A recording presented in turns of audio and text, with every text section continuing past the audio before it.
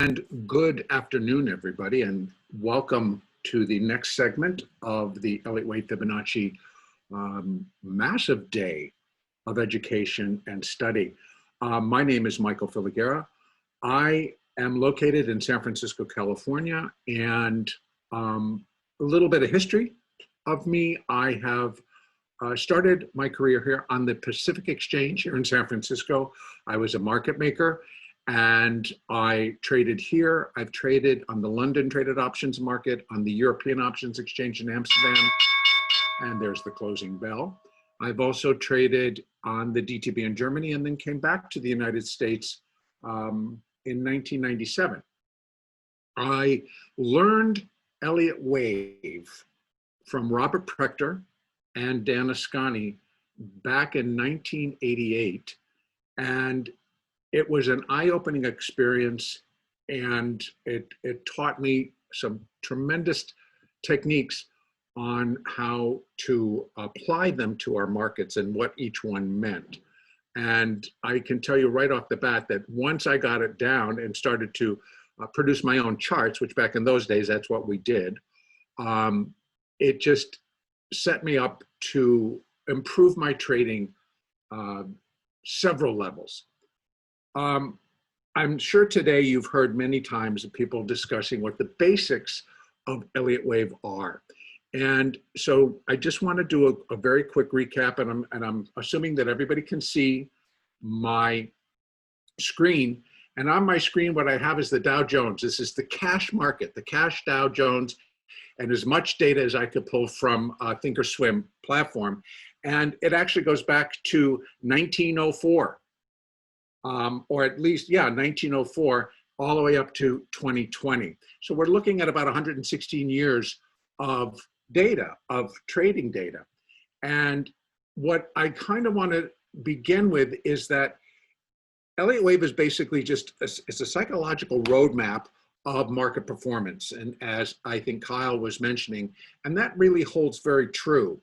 There's been some significant changes to that formula simply because a lot of the psychological effect of a market, which was the input from traders, has been muted, for lack of a better word, because of algorithmic trading basically taking over. So trading has switched from human to quantitative, more or less. It is really propelled by numbers, and those numbers are crunched and put together by computers and algorithms and then spit out into the market as actionable trades. But nonetheless, the basic premise from R.N. Elliott was that the market, he began to chart different markets, and he realized that there was recognizable patterns that continued to repeat. So the biggest thing that I can say about Elliott Wave right now is that Elliott Wave is a building block. So in other words, it's like you can start with a 1-minute chart or a 1-hour chart, and then you build, and eventually that picture is going to grow to be a daily, and then it's going to grow to be weekly, and then it's going to grow to be monthly. And the thing to remember is that the Elliott Wave patterns remain the same, but they're building blocks. So in other words, a 5-wave advance or decline on a 1-minute chart is just adding a piece of that structure to a 5-minute chart. And then the same on a 5-minute chart, if you get 5 waves up or down, that's adding to the structure on an hourly chart. And then vice versa, up to a daily, up to a weekly, up to a monthly. So each time it's just repetitive. It's, a 5-wave advance or decline is followed by a 3-wave corrective pattern, which is normally then followed by an additional 5-wave pattern, etc. So we end up calling, and again, not just repeating what you've likely have heard today, is that the waves 1, 3, and 5 within an impulse structure, which is always going to be a 5-wave pattern, are impulse waves, where waves 2 and 4 are going to be corrective waves. And so as we build this through, the biggest thing for me to learn in all of this is that impulse waves, boom, it's one pattern, 1, 2, 3, 4, 5. That's the pattern. And so there aren't too many adjustments to be made to what an impulse wave is going to look like on your chart. But corrective waves can take one of 13 different forms of a correction. And that can add a lot of uncertainty in a market, and also just like, what are we doing? Why are we going this direction? And normally, because a market's in a corrective phase, it's not ready to jump back into the impulse. It's not ready to jump back into a trend. And those trends of corrective waves versus impulse waves, as you move out in time, in terms of a daily, a weekly, a monthly chart, those corrective patterns can take some time. Now, again, being that they're building blocks, you have, basically you can start with, and we go a lot lower, but you start with like a minor wave.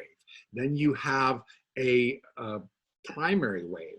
Then you have a cycle or a cycle wave, and then you have a super cycle wave, and they all build on the same patterns at just as the amount of time that you will have. Do I have the $97 Elliott Wave indicator from Ninja? No, I do not. That was to DT. I do not. No, I don't use that. So let's just take a quick look here at the Dow and all of this information that we have, 116 years. And we can go back, and because I want to build this up to where we are right now in the realm of market advances. And what we're tracing out on this maximum monthly chart that I have is a super cycle advance. So here we go. Starting from 1904 up to the high that we had in 1929. That is supercycle wave one. The crash, and it really was two crashes combined, took us to the low in 1932. That is supercycle wave three. Now, understanding that supercycle wave four is going to consist of five waves of cycle degree. And then break it down, break it down, break it down. So I don't want to get too caught up in all of that, because there's a lot of information that I want to talk about. And I want to move all this into how I apply Elliott Wave and Fibonacci down to a day-to-day, second tick-by-tick trading, because I'm now a day trader. So that's the goal, is that I'm going to want to move it into that direction. So quickly here. So now this is supercycle wave two, ended at $40.60 back in 1932. From 1932 until that high right there in December of 1999, that is super cycle wave three. And you can see that it included a recession there. It included a little bit of a recession there. It included this gigantic rally. That's the 87 crash right there. Looks like a little blip now, but I was on the floor. I was there. The world was ending. That's how we felt, because we had never been, so we're just massive selling. Market down, the Dow down over 500 points in one day. We were like wiped. We were wiped out. Specifically on the Pacific Exchange, by the way, a third of the options for capital was wiped out in that one day. So that little blip turns into this massive rally, and that takes us up to 1999. Now, we're going to go into that corrective patterns structure, and I'm going to repeat it again as we narrow ourselves down. But this is a super cycle wave four correction. It's going to consist of an A, a B, and a C wave. And part of our rules, let me just back up for 1 second, and I apologize. The basic rules are that you have a five-wave pattern. Wave two cannot exceed wave one. So when whatever the direction that wave two is coming, it can't go past the starting point of wave one. Wave four cannot overlap wave one.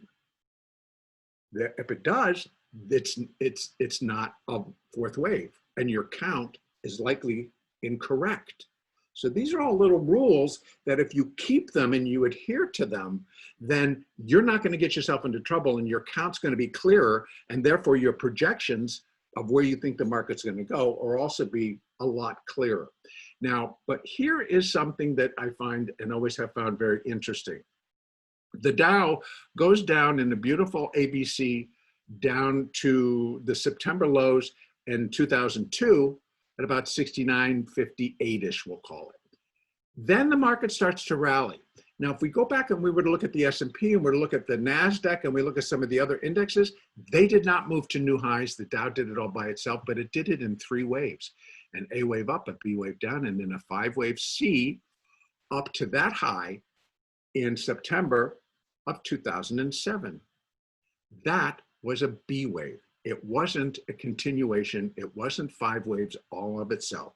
It was a 3-wave pattern up to that high, labeled cycle wave B within a super cycle 4th wave correction.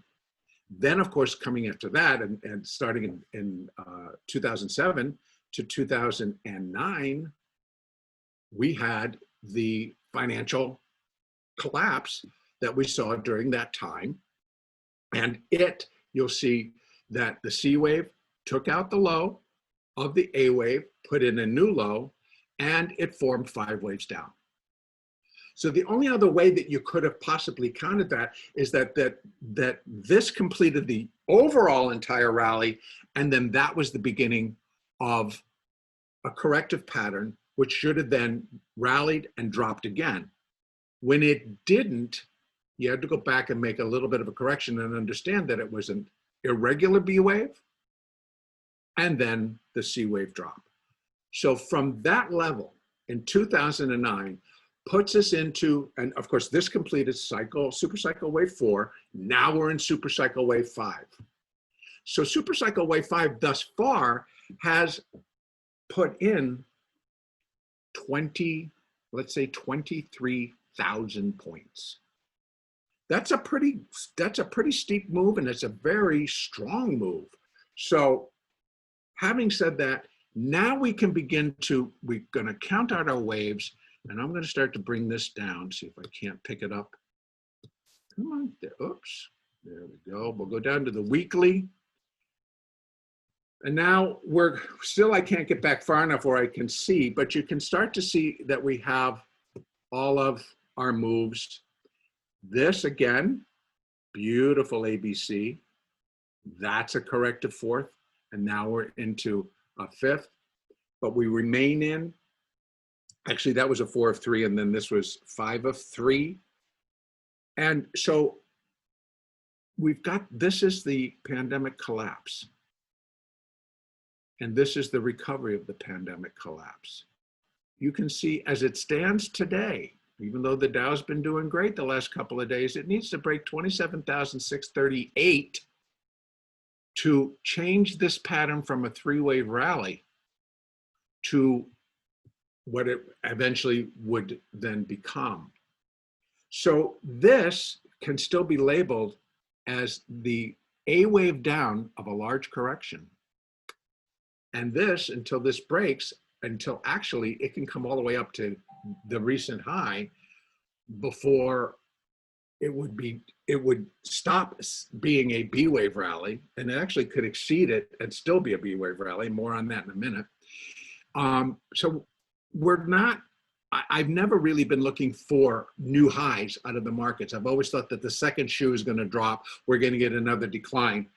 Hence, now we sit where we are, and everybody and their uncle is beginning to say, no, we're in a V recovery and pandemic, schmandemic, and it doesn't make any difference. And the thing to remember about Elliott Wave, folks, is that Elliott Wave doesn't know anything about fundamentals. Elliott Wave really doesn't take news into consideration. Elliott Wave is really a psychological evaluation of market conditions, because the markets are human. The markets are controlled by humans. Therefore, there are emotions that are involved each and every day. So, and that's what produces our waves.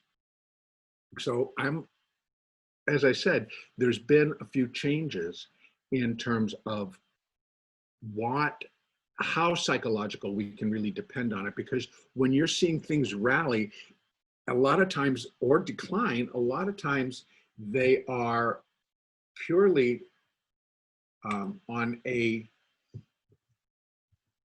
I'm sorry, I just noticed that I had a position open and I just had to go close it. I'm sorry about that.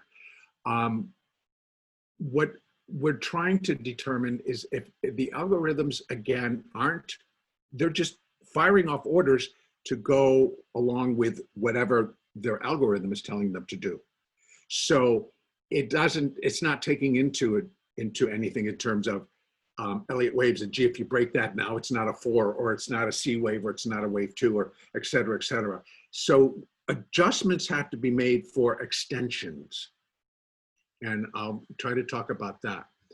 But I wanted to just kind of show you a big term picture and how that really all does play out and how these do all fit together. And what I want to do now is kind of go over and tell you about my process when I'm trading. Now, I am a day trader. So yes, you always want to start with the biggest picture that you can get. And I think others have also been speaking about that. You start with the big picture. So again, that would be going out to that monthly chart like I did, so you can see, where did this market come from? Where do we think it's going to? And how far along in that development of this rally or decline is it, so that we can determine, are we getting close to an endpoint? Are we getting close to a starting point? So these are all things that you have to keep in mind.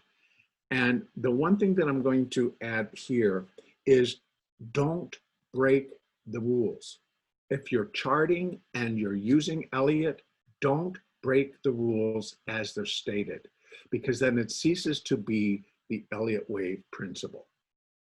That's the whole thing in a nutshell. If it's no longer the Elliott wave principle, then it's John Doe's principle or it's somebody else's principle. And it might work for them, but when we start to stretch the rules, we fudge on the rules because it fits what we're thinking, you're not going to get your desired result most of the time.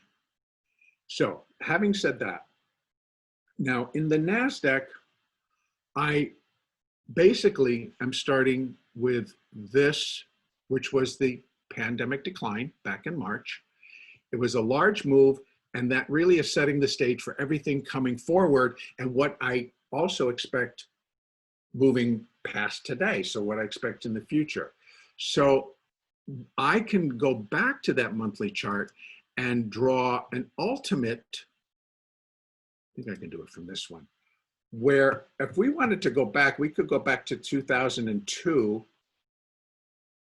and draw our line off of this low and take it all the way up to that high, which was today at 11,144. And that's going to give us some very long Elliott or just Fibonacci numbers. This is what I'm doing right now. I'm now going to start applying Fibonacci to here. And again, for those of you that aren't familiar with the Fibonacci number sequence, it starts at 0, and then you just start adding the next number. So 0 plus 0 is 0, and then plus 1 is 1, and then 1 plus 1 is 2, and then it goes to 3, 5, 8, 13, 21, 34, 55, etc., and it just expands. Now, the other thing that R.N. Elliott noticed and realized as he was doing these is that corrections and rallies tended to go to specific levels when measured using Fibonacci relationships.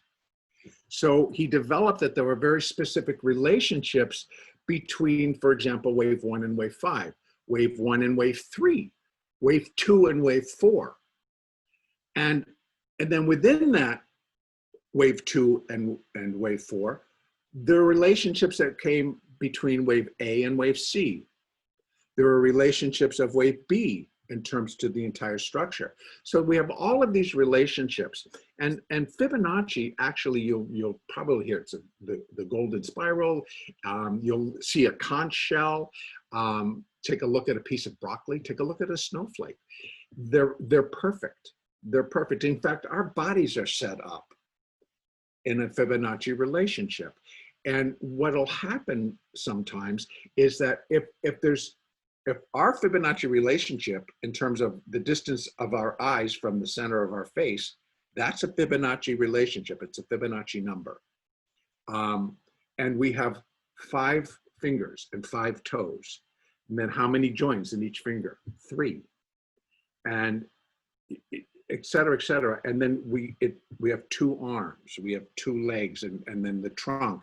And there's just all the different Fibonacci relationships to the human body, which is why you'll hear sometimes that it's the law of nature. In any case, we can start applying these numbers that, because they're numbers, they are included in a lot of the algorithms. And so, which is why I really still use Fibonacci numbers all day, every day, because it gives me a very clear idea. Another benefit of Elliott and Fibonacci in the combination, when you're getting up to new highs, how are we supposed to determine, well, how far can this go? Well, again, there are Fibonacci relationships that you can put into place, and I'll show you, that begin to tell you where are some of these limitations, upside or downside. If a market's moving to new lows, which in this case it would be really tough because we've rallied so far. But in any case, let's just start and put a few things in place here. I'm going to use today's high, which, you know, we're just going to as of right now today. And oh, that's too high, so I want to go right. Let's give me a little bit more.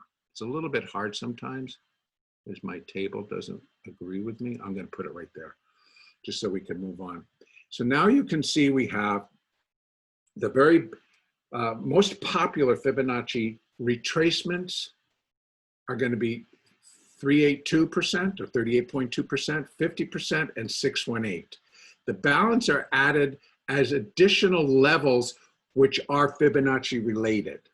So, and they come into play, the smaller numbers and the larger numbers come into play on a larger scale versus a small scale. So we start there. Now I'm going to switch this back down to a daily chart. And again, here's the path of the pandemic drop that we had. So now I'm going to put, and it was actually 63. See, it doesn't want to go there, but I'm going to take it from there. So we got a little bit extra on the top, and I'm going to put it there.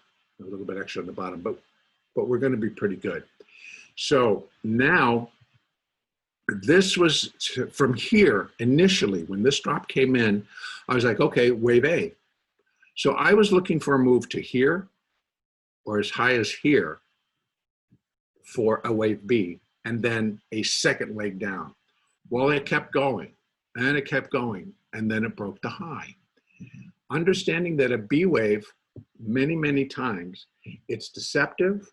It's not following rhyme or reason. It's not following like, gee, why is the market up here? What's going on? Why all this, in this case, enthusiasm for the market?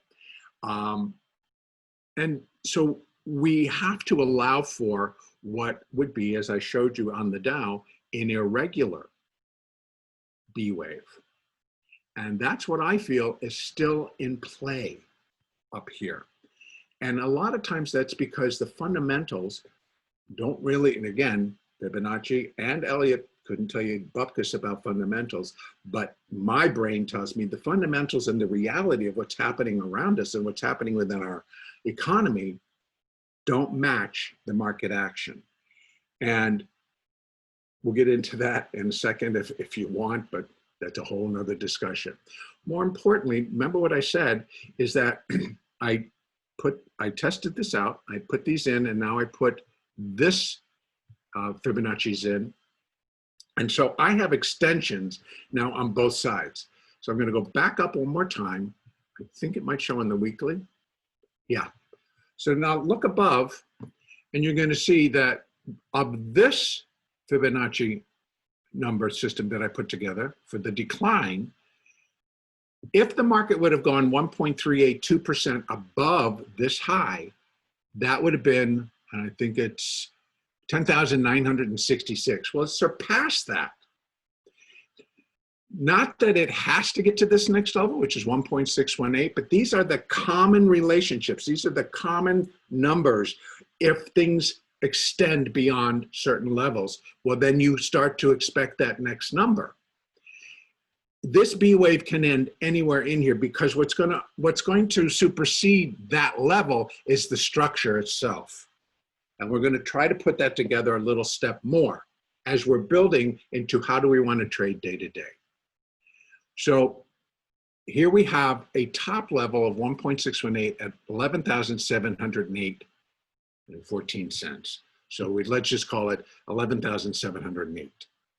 Now that would be, in my eye, that's the top level that the NASDAQ should reach if indeed I intend to see an additional crushing decline. So that doesn't mean that I'm going to hold on to a short from here to here. It just gives me parameters around the move. These moves are extremely tradable, both sides, every day. Depends on what you want to do. If you're going to get a little bit of a pullback, you can go in and get puts. You can, so there's a lot of positions you can put on. But this style of looking at a market basically just helps us put parameters around what we think may or may not happen. So that was our weekly view. We looked at our daily view, and now we're going to start to come down. So I get up tomorrow and I look at the market. First of all, I'm going to see if this high is still in place. If it's not, then I have to redraw my numbers, which is no big deal. And then I reset to where I want to go. Now I'm looking at this rally, okay? And if it is indeed a B wave, then I have to say A, B. And what is taking place now is a 5-wave C. Another rule within Elliott, all C waves are 5-wave structures. All C waves are 5-wave structures. And then again, you must continue to apply. Wave 2 cannot exceed wave 1. Wave 4 cannot overlap wave 1. And within a corrective phase, there are some particular instances where wave 4 and a wave 2 will overlap wave 1. And where a 5-wave structure in a corrective move, a C wave, can be 3 waves. Wave 1 is 3, wave 2 is 3, wave 3 is 3, and basically what it's doing is forming a wedge. It's kind of forming a tight little rally or tight little decline up to a top or a bottom. But that's a little bit more on the upper side of studying Elliott. But for right now, like I said, from that point, which is 73.67-ish, I'm counting 5 waves. Now, within that 5-wave structure, we need to continue to remember that corrective waves may not just be a clean ABC. They could be a double ABC, a triple ABC. Maybe the market's taking more time. It doesn't know really. It doesn't have enough information to rally or decline. So it just continues to be range bound. You'll find a lot of this in your very short term, like the 1 minute, the 2, the 3, the 5 minute, the 10 or the 15-minute charts. Those are pretty intraday shorter term. You'll get a lot of those where no input, nobody's really taking any positions, nobody's coming in to move the market, there's no news, so it's just going to be what we call range bound. So then we get to make decisions from there. So, but I need to count 5 waves up, and more than likely, wave 1, wave 3, or wave 5 is going to subdivide into its own 5-wave structure.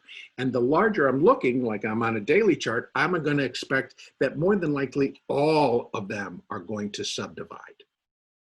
So when I say subdivide, they're going to turn into their own. Like a wave 1 will be its own 5-wave structure. A wave 3 will be its own 5-wave structure, and likely even within the subdivisions, it'll subdivide. So it's knowing how and what you're going to count. And that's important because you have to remember that if it doesn't break any rules, then it's likely, wait, 1, 2, 3, oh, that doesn't go, 4, and here we're into a 5. But 5 of what? So then we got to go back and we realize that this was A, this was B. Here's wave 1, here's wave 2. Then we have 1, 2. Gee, that can't come back because it came over and went too far for there. So it's 1, 2, 1, 2. So you're gonna, now we're getting into the point where we're beginning to subdivide. 3, 4, 5 of 3, 4, 1, 2, 3, 4, 5 of 3. So it's subdivided twice. So here we have the A and the B, wave 1, wave 2, wave 3, wave 4. So we're in the wave 5. We're in the 5th wave of C of B. So in other words, I'm still counting a B wave. I've counted my A and my B. And now I've counted my 1, 2, 3, and there's the 4. I mean, let me just digress for 1 minute. I really felt that that could have finished it. And, oh, and here we go. And I thought, okay, maybe not, so we're gonna go up, but we only equaled the high here. Then we started to tumble, but it ended up and it came back and that left that as a 3 wave. I'm like, whoa. So we're gonna go flying up yet again, and sure enough, here we did.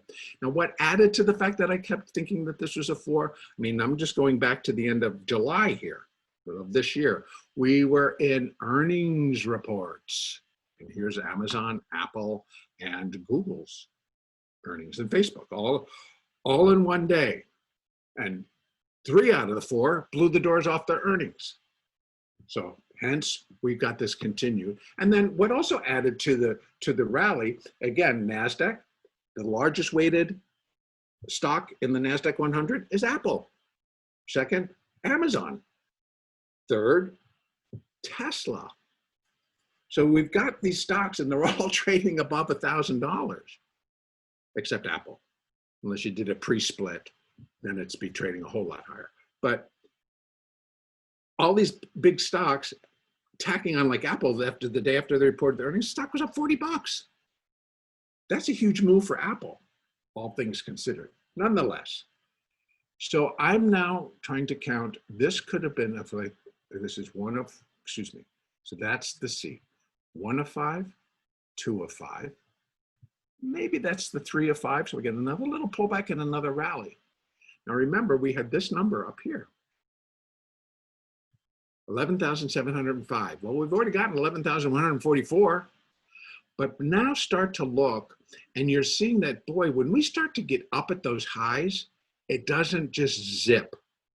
It's not pushing like it did in some of these moves. It's not pushing like it did this particular day because it still wasn't going to new highs. As soon as they started getting up to the new highs, oh, it slowed down. Small range, even a little smaller range. We're going to go down to an hourly so we can see it a little bit more clearly. And again, I think even Kyle, the last presenter, he was talking about, if you're not sure of your account, go up. Go up a level. So I'm using an hourly. If I'm not sure of my count, go up to the daily. So you're going to see it a little bit more clearly. A lot of times these waves are not as clear. Look at that nasty dive down. So, but you'll be able to figure it out once you begin to count correctly and include everything. Then things start to make sense. Again, that was that big 4th wave. That's it right here. So when you're looking at an hourly, it just looks like a big old mess. But when you realize, oh, it's wave 4, here it all makes sense. Pattern's good. The count in terms of a B wave is an ABC. Boom, wow. And C waves are usually very forceful. This one sure was on the way up. And what that was? Apple, Amazon, and Google, and Facebook all reporting. And that's what it did. Am I right? No, I'm too long. It had to be somebody else, excuse me, somebody else's earnings. This was their earnings. One of these days. It was last week, yes. Sorry. In any case, wave 4, now I'm counting 5. Remember what I said? 1, 2, and then I got a 3 going to subdivide. 1, 2, 3, 4, 5, a 3. Now it all fits. And then A, B, C didn't really come down and put in a new low, so I'm going to still look for that. I'm going to allow for it. And what you're seeing on these different lines here, those are moving averages. And I love my moving averages because they really do provide support and resistance for your moves. So the purple one is the 200-day, that's the 50-day, and no, might be the reverse. No, it's not. Yeah, no, excuse me, that's the 20, that's the 50, that's the 200. So the 50 is real important. You'll find that it does a lot and fits in with what the market will do, where a lot of algorithms get triggered, buy and sell off of a moving average, if it's touched or hit. And also other Fibonacci resistance and support levels can trigger a lot of the algorithms. If they're, that's where they're going to move into the market or exit the market. Then from the hourly, I just take it down. I look at the 30 now and then, but I'm going to be more interested in the 15-minute. And again, I can start putting in more Elliott. And I can start there and run it up to here because that's a completed 5. Now I have some additional levels that I can look at. Now, when I start to build, and you're going to begin to see that, oh, look, there are what I would call not congestion, but it's like where Fibonacci numbers, are conjugating. I might have a 1.382, and then you're going to find that at a larger level, there's going to be, like right here, this is the end of it, but then right below it, there's going to be support, and it's 1.382 support of a larger move up that would be for coming off. I still use them as possible places where the markets are going to find support in a decline, or it could be a pivot point. So as you trade these and you use Elliott and you use Fibonacci within the markets that you're trading, you're going to find which ones are more important to that particular market and which ones those algorithms or those traders are using more than others. In the equity markets, you're going to find 382, 50%, 618, and then the tops, the start and then the top and the start point. And then the combinations are 1.382, 1.618, 2.382, 2.618. Again, you can use those on both sides. I mean, if we were really thinking that this market was just going to explode, well, I want to know what are the limitations, or where can I start to draw parameters? You start to use these larger Fibonacci relationships and levels, and you will start to fill in that gap of where's resistance. This market has never been here before. I mean, as a trader, I could say, yeah, we should find some resistance there. Why? Because that was a market bottom before this sequence. You can see it got close and then it rallied back in. So the more you use it, the more it's going to be. Now I'm going to come down, and this is the primary screen that I use for trading. And I go lower, I go to a 2-minute or a 1-minute, and I use those for entries. Go all the way down here to this 2-minute. So you can see, and what I may do, because this is a little congested, you just kind of do that, and now it opens up. This is today. So you can see that overnight, we hit 1144, and now you can see that I need to move that up. 1144. And what I could have done, because I'm still on Fibonacci, and I did on another, I have another screen and that on my Ninja screen. I'll find these. Come on, go up there. Go there, and then down to this low. Now, I know it's looking a little congested, but you'll get used to the numbers and the colors. So you're going to see that these are points of resistance and support. Resistance and support. This was, it didn't quite make it. Coming down. And because we know that a market does not just go, and then all the other lines in between, you've got your moving averages, that we can see where it did stop, it did rally, it did come back, it kept going, but it went to support. Then it broke the support, so you know it's going to probably come down to your next moving average or your next support level. And you can, this is a 2-minute chart. So you can really time your trades, put your trades in, work your trades, put your stops in. As previous presenters have put on, there are places where you're going to put your stop. You want to stay out of trouble, but at the same time, it depends on your style of trade. You're going to have people that, you know, if you're a day trader, what's your goal? You want to make money.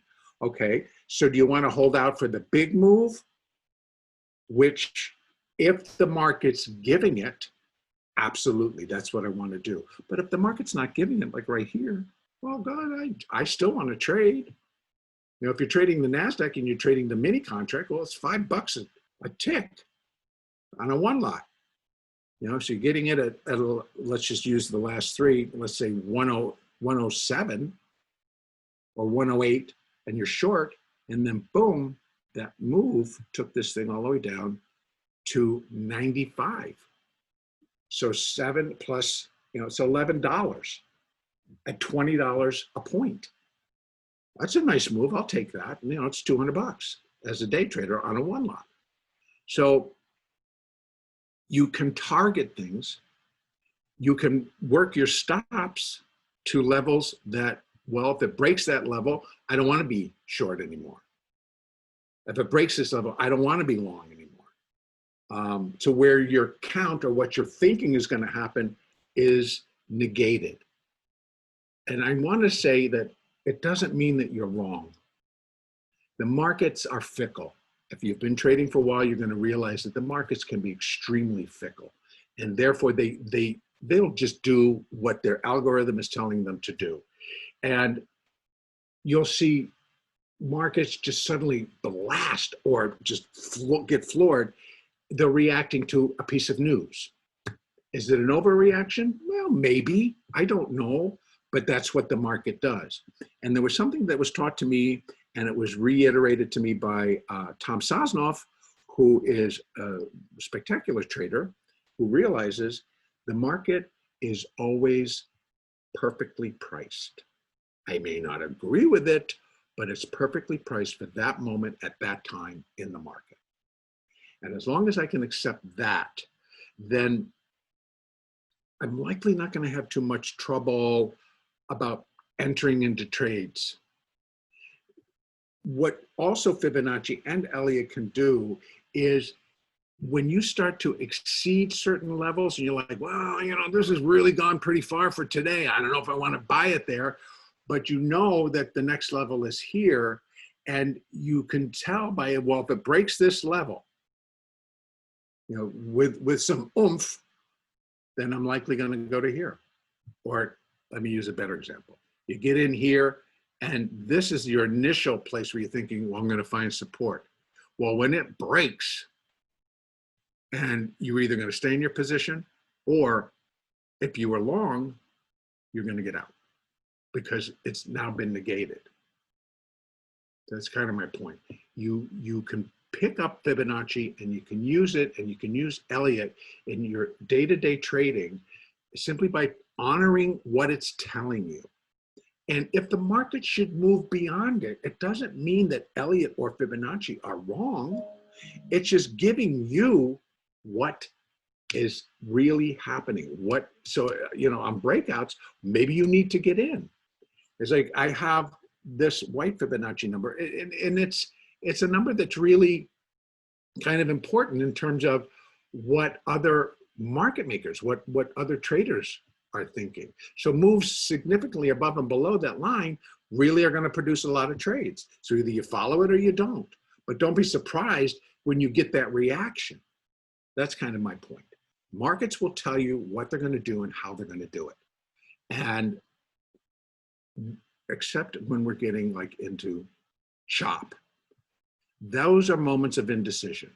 There's not enough news. There's nothing really to motivate more buying or more selling. We've kind of gotten most of our larger, you know, top 4, top 10, whatever we want to call it, in the NASDAQ and in the Dow, they basically have reported. So we need other factors. We have a wall of worry right now, I think, going in the market. As much as people want to remain optimistic and they want to stay bullish because their positions basically are telling them that, that may not match reality. So I found it always very interesting that when a piece of news comes out that maybe solidifies what their thoughts were, they dive in and they drive the market even higher. Case in point, Amazon's earnings came out. They ran the stock immediately way up. Now, Amazon made a ton of money. Hands down, they made a ton of money.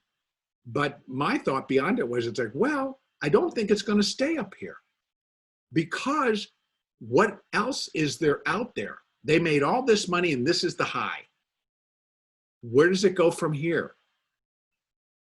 Logic was telling me the only place it could really go is down. Well, it did, and now it's kind of backing and filling. As you can see, it was up 66 today. No news, but I just think that was in terms of what maybe was coming in as order flow.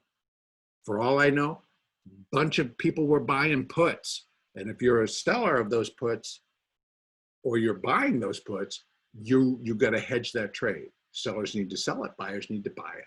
So one can outdo the other pretty easily. What else do I also want to just mention that in combination with the Fibonacci numbers, and I want to pull this open a little bit more so that we can see some of my moving averages. You might not be able to. So I'm going to go like this. So we can see the moving averages and how I use them. Now down here on the bottom, I have a stochastic momentum indicator, which is, I don't know if it is proprietary to the Thinkorswim platform, but I've not really seen it on other platforms. Particularly, I've not seen it on Ninja. Could be wrong. I haven't found it yet. But I like to use it because it really kind of puts it on a stochastic basis, but tells me momentum. When we're looking at today, and let me just take my drawings off so that we can see it. When you're looking at this and I'm watching it, I start to think, okay, see what the market was doing? See what the momentum was telling you? Basically flat. That's very, very useful information. Now, the hourly charts tell me that, man, we're not going anywhere. What happened? We really didn't go anywhere. Well, that was a good decline. That was a good decline. Very tradable if you're a day trader. But if you're a position trader, you got nothing to do because the market's telling you. So you can place stops to protection or exits or whatever you want to do for your position, and then basically sit and watch. But as a day trader, I look at that on the hourly and say, well, we're probably going to be range bound today. Sure enough, we were. Bring it back down to the 5-minute. And now I want to be able to look. Come on. Come on. No. Sorry, guys. I want to be able to look at my market and kind of get an idea of what is going to be happening today. So I pull it open and look at that. But this is a 5-minute, and I can break it back down to a 2-minute, and now I'm going to see some trading. because I can see, and again, I'm going to pull it open a little bit, I can see the moves. This going into the close, what a wonderful move. I was waiting to come in, but I did trade it. And then you'll realize as a day trader, there are specific times of the day where hedge funds, portfolio managers, and they're allowed to come in and do their business. And often the one in the morning, right here, starts about 7, and then the next one's at 7:30. Oh, those are Pacific time, excuse me. 10 o'clock, 10:30, 11 o'clock, and then it kind of breaks off, not so much, but then it starts again at noon and picks up at 10. We're starting to get nothing. By 11, we're starting, by 2 o'clock, we're starting to work into the close. We're into the last 2 hours. And by noon, now you've got more guys, more people that they're coming in. They know what their redemptions are. They know what their new money is. So they know what they need to do in the market, and they'll start doing it. Moves can be quicker. Moves, a sudden move down does not necessarily mean that the market has turned more bearish and just all the sellers are going to come in. Because you can see what happens. Here we had a wonderful group of sellers with a big buy basket in between, and then some more selling, driving it down. Then the buyers, because of the time of day, and there's one guy that comes in at 350 every day. And it's a coin toss as to what he's going to do, but it's usually pretty large. I will tell you that. And so today he came in as a buyer. So you get that, and then then the rest of the buyers show up. And look what they did. They drove it straight up, almost to the bell, and then you get at that 4 o'clock or just before, you've got the seller that sort of come in and do their business. Then usually what is happening here in that additional 15 minutes that we get, it's again, those portfolio managers, the hedge fund managers, market makers who might be trading in the NQ or trading in the Qs or trading in a different market, and they've got a hedge, or they want to be flat or whatever their positions are telling them they need to do. That gives them that time. I tend to not really want to trade that unless there's going to be an earnings report. That's a different story. But on a normal basis, I try to play the close because there's usually going to be a lot of movement and it'll be quick. And because I love to scalp and I enjoy day trading, you can get in, you can get out pretty quick. And understand also that in the NASDAQ, not so much in the S&P because it's too big, but in the NASDAQ, there are algorithms that are market makers. So they're providing a bid and an offer all day long in the NQ. But I call them bait and switch programs, because you'll see that they'll suddenly flip up $3 or $4 or $5, slip down $3 or $4 or $5 or $6, flip up, and there's nothing going on. It's just bait and switch. They're just like going to move in and out and go all over the place. In any case, I am going to try to wrap up. If anybody has a question, please put it in the chat box. I'll see about answering it. I think day trading using Fibonacci, using your moving averages, which you can see they're all pointing lower, which helps you kind of like rallies, unless they start really breaking above these moving averages and push, they're not going to swing up and go higher. So you can kind of wait and then you start to sell if you're a day trader. On the strong enough moves, you see they came all the way up, got these moving averages to go flat for a little bit, and then was like, nope, gonna go back down.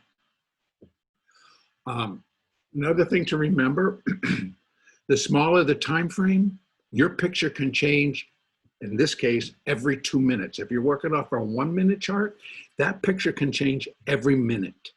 From bullish to bearish to bearish to bullish to bullish to more bearish. And you got to keep that in mind. The question is that how do I use the moving averages for entry and exit? This is like the 8. So a lot of people use the 10. And then again, this is the 200. This is the 50. This is the 100. No, that's the 100 and that's the 20, I believe. I use them in the, if again, this is declining. So if it were to go up here and find resistance there, that's an entry. And yes, Alex or Ajax, I use the defaults. Some people like to, move it around and do it a little bit more to them because it might smooth it out a little bit more. I have found that I'm used to this, and I have found that it really does follow the market. One more thing to remember with stochastics, and I'm sorry, then I'll go back to that moving average, but with a stochastic, again, this is a 2-minute. So you got to balance it out against what your hourly is telling you, what your 15-minute is telling you, what your 5-minute is telling you. This 2-minute could be extremely overbought, like here, here, here. But then you go out to your 5-minute and it's sitting down here. So you might get a pullback, but it's not going to be as far as you think. The market's going to pull back. Your stochastic and your momentum will respond, but balance it out against your little bit longer term, your 5-minute, your 15-minute, and your hourly. You look at those, you're going to find that your 200 and your 50 and your 10 are going to be in much different places. So when I'm using my moving averages, if it stops and it meets resistance, and it could go up a little bit, but you'll see if it hesitates, I'm probably going to think I'm going to sell it. Now, if it breaks through with some emphasis, then I'm going to say I'm going to buy it on the break because it should go up to the next moving average. That's the general theory. So, and the same thing, if it starts breaking down from here, you could see that it's like, here's your cluster. It started to break down, and when it broke the last one, it really dropped.